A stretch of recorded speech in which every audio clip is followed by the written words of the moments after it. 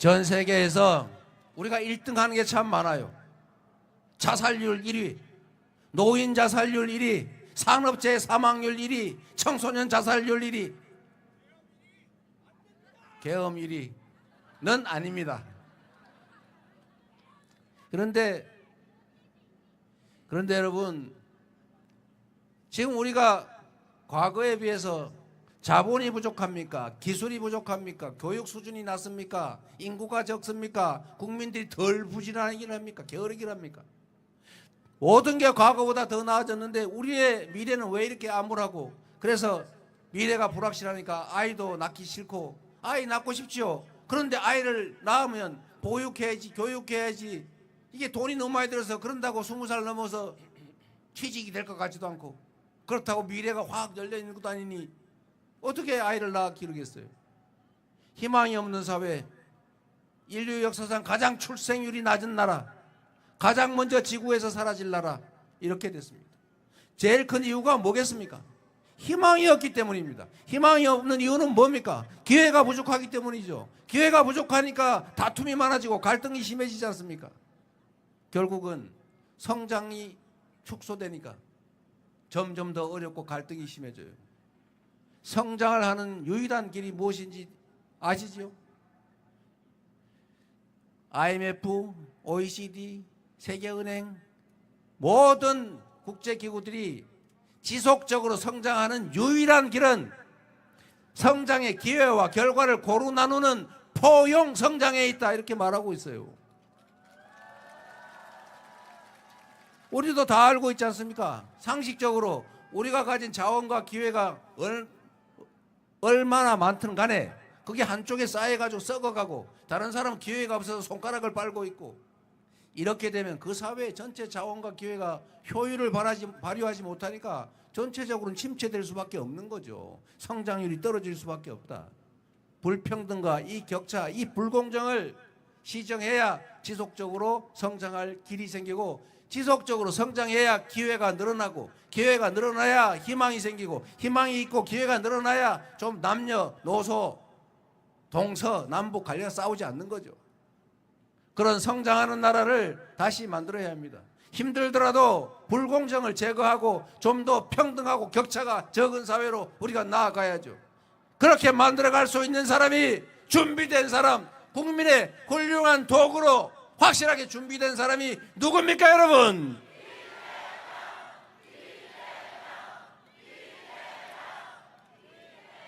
감사합니다.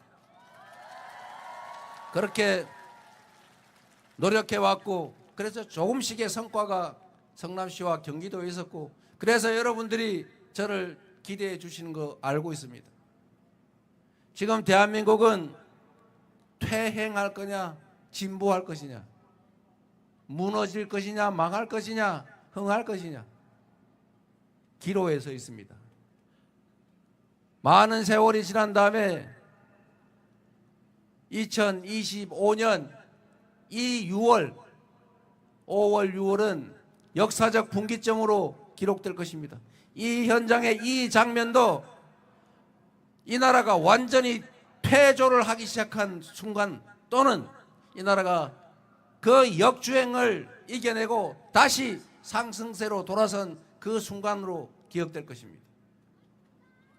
우리가 선택하기에 따라 그 두 장면 중에 하나가 우리 후세들이 볼 장면이 될 것입니다.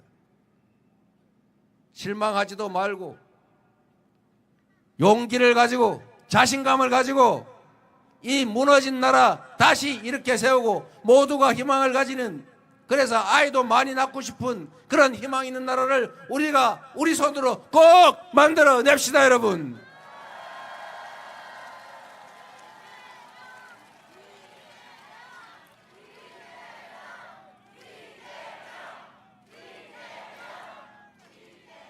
그래서 지금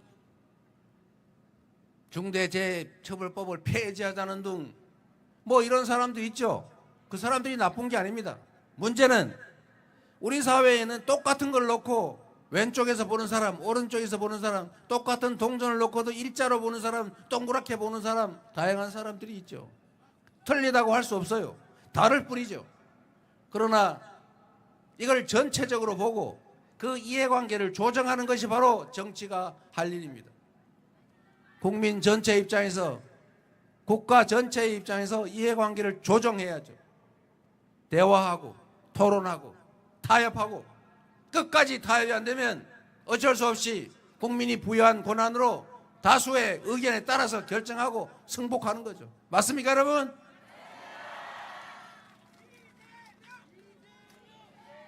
그런 합리적인 세상을 꼭 만듭시다.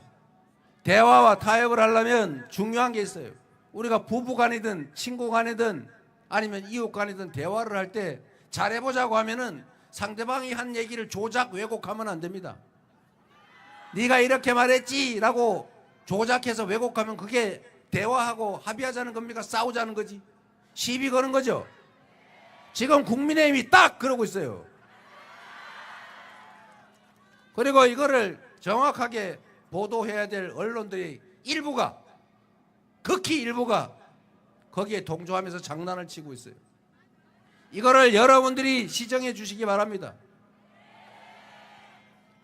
계곡을 정비하면서 그 권리금 사들고 들어가는 사람들 그냥 철거해서 쫓아낼 수가 없어서 제가 설득을 했지 않습니까?